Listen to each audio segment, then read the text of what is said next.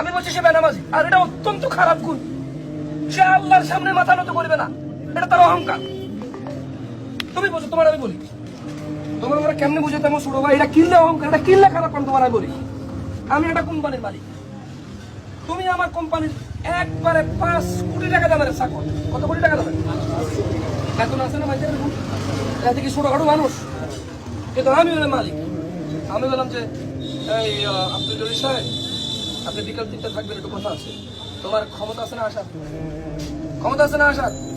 1 বার 2 বার 3 বার, কয়বার? মাসের মধ্যে তোমার আমি 5 বার ডাকলে 2 বার আইও, 5 বার আসো না। তোমার মাসের মধ্যে আমি ডাকি 37 বার, তুমি 60 বার 4 বার আইও। এটা কি হলো ঠিক? তার মানে আমি বলুন যে আব্দুল জলিল সাহেব, আপনি কি মনে করেন? মানে আমি ডাকি আপনার হয় না? মানে আপনি আমার এখানে চাকরি করবেন, আমার কথা শুনবেন না? আব্দুল জলিল সাহেব কি এটা করতে পারবো? দেখো, নামাজ না পড়লে প্রবলেমটা কিন্তু আমি বলি। আল্লাহ তাআলা বলতেছেন হাইয়া আলাস সালাহ, এটা